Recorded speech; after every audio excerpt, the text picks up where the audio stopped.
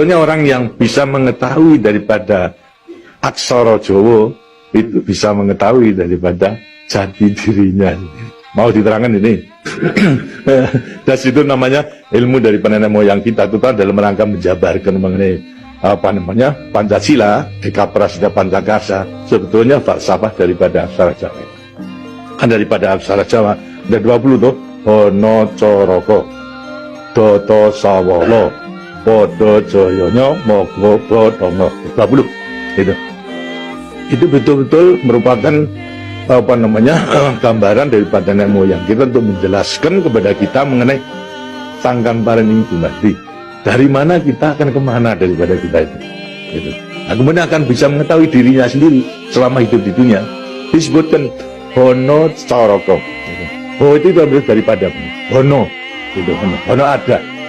No itu daripada apa? Dari wujud daripada Hono. Mulai daripada Gono Legeno. Hono itu belum wujud, belum berbentuk.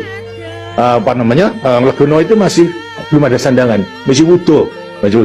Itu belum ada taling tarungnya dan sebagainya, masih belum sandangan. Terus Hono. Jadi manusia itu memang dilahirkan, diciptakan oleh Tuhan, mulai daripada Hono hurip. Huripnya siapa? Nur daripada Tuhan. Lantas diciptakan oleh manusia terdiri pada tanah, kemudian air, lantas hawa dan juga api. Apa itu? Ya daripada semua tumbuh-tumbuhan yang ada ini. Tumbuh-tumbuhan ini kan butuhkan dari tanah, butuhkan daripada air, butuhkan daripada matahari, itu belah daripada hawa. Daripada tanam-tanam dimakan daripada manusia, ada laki maupun perempuan, akhirnya menjadi cacat dari mani. Mani kemudian berkumpul suami istri, akhirlah tak wujudlah daripada embrio tadi. Embrio itu masih legeno, masih gono. Itu mulai nonya itu, terus mulai daripada urip, kemudian hubungan suami istri mulai timbul daripada gono masih legeno. Legeno. Kemudian lantas setelah itu tumbuh daripada embrio tersebut menjadi jabang bayi yang kemudian dilengkapi dengan coroko. Apa itu? Cipto rasa karso. Coroko. Daya cipta, daya rasa, dan kaso. Semua ada. Setelah itu kemudian lantas apa? Doto Sawolo. Itu apa? Manusia itu setelah diberikan panca indera, diberikan sandangan panca indera, cipta rasa karso, juga diberikan sifat Tuhan. Sifat zat kang datan sawolo, datan salah. Sifat dari yang tidak salah itu hanya Tuhan. Ya, kalau manusia ini salah, tapi kalau Tuhan itu tidak salah. Oleh karena semua manusia diberikan sama sifat daripada Tuhan yang tidak salah. Doto Sawolo, Datan Sawolo, tidak pernah salah sifat daripada Tuhan. Tapi sebagai manusia juga tidak diberikan itu, diberikan sifat yang bertentangan dengan sifat baik, sifatnya Tuhan yang jelek. Kalau kita misalnya sabar, kan juga punya itu berangasan tuh. Ya.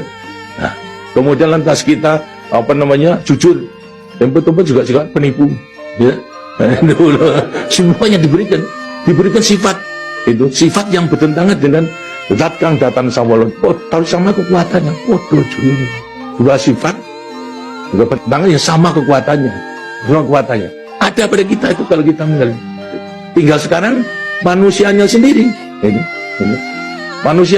Manusianya sendiri setelah mengetahui diberikan dua sifat yang bertentangan yang sama kekuatannya, akan diapakan itu. Lantas sekarang Dodo Sawolo, Podo Joyo, Mogo Bodong. Mo itu sukmo, go itu satu, itu mogo badan. Jadi selama sukmo masih satu dengan badan, sukmo masih manunggal di badan, manusia itu hidup.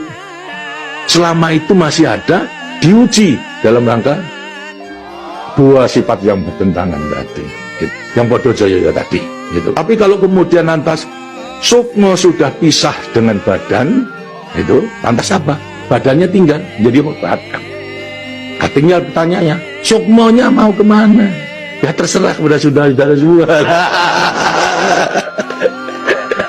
Mana-mana itu. Jadi semuanya tergantung pada dirinya. Semua diberi perlengkapan yang sama. Tuhan Maha Hadir, tapi tinggal kepada dirinya masing-masing dalam mengendalikan. Kalau mau yang diujar itu adalah memang yang bertentangan, yang jelek bukan sifat Tuhan, ya tempatnya juga sudah ada. Di neraka, tidak bahagia di dunia di akhirat tadi. Tapi kalau yang kendalikan atau yang dilayani itu adalah ya, sifat daripada Tuhan, ya dikasihnya akan dekat kepada Tuhan. Kan Tuhan itu kan tidak mawujud, gitu. Tidak bentuk, tapi sifatnya ada. Jadi kalau kita mau kembali dekat kepada Tuhan, ya membawa sifat yang baik itu, sifat Tuhan kepada Tuhan itu sebenarnya gampangnya daripada rahasia hidup itu sebetulnya hanya itu saja. Tapi tidak tergantung pada saya, tergantung pada saudara-saudara sendiri dalam rangka pengeterapannya itu, gitu. Makanya itu coba pelajari daripada semua ini, daripada untuk mengendalikan dua sifat yang bertentangan tadi itu dengan sendirinya, agar supaya betul-betul bisa menempati. Kemudian di samping itu juga Tuhan itu memberikan suatu takdir pada sifat kodrati daripada manusia. Apa sifat kodrati manusia? Manusia dilahirkan sebagai individu, ya toh? Kita masing-masing individu. Tapi kehidupan kita sejak mulai daripada adanya janin sampai pada mati tergantung pada orang banyak. Jadi kemudian dalam hidup kita di dunia itu hanya memenangkan kepentingan pribadinya sendiri. Ini akan tidak adil. Tidak adil. Seharusnya memang menyadari bahwa sebagian besar daripada hidupnya tergantung kepada orang lain. Nah itu wajiblah sekarang memenuhi panggilan untuk ya bersama-sama dengan orang lain. Sebab hidup di dunia itu adalah bisa serasi. Jadi karena itu lantas sekarang namanya sifat kodrati daripada sifat yang monodualistis. Satu tapi kembar tetapi satu. Ialah sifat individu sama sebagai makhluk sosial. Nah, itu kuncinya daripada penghayatan, pengamalan daripada Pancasila. Itu sebagai peninggalan daripada ilmu, dari peninggalan yang kita yang namakan juga ilmu kasunyatan sama sangkan paraning dumadi itu sebetulnya ilmu kebatinan dalam arti bukan klenik. Kebatinan dalam arti mendekatkan diri kepada Tuhan, pada Tuhan. Jadi orang mengatakan itu klenik, itu bukan. Yang klenik itu yang salah melaksanakannya, itu yang klenik itu. Tapi sebetulnya intinya adalah demikian. Nah, mudah-mudahan saudara-saudara akan bisa sekali lagi mengoreksi kepada diri sendiri. Artinya kasunyatan, lihat kenyataan pada dirimu sendiri. Itu. Bagaimana? Karena setelah mengetahui, baru nanti akan gampang dan meletakkan semuanya. Terima kasih. Dan sudah demikianlah daripada penjelasan. Karena itu setelah nanti selesai kembali ke tempatnya masing-masing, mudah-mudahan akan bisa melaksanakan tugasnya dengan sebaik-baiknya dalam kita melanjutkan pengabdian kita bernegara dan bangsa yang sedang membangun ini. Terima kasih. Wassalamualaikum warahmatullahi wabarakatuh.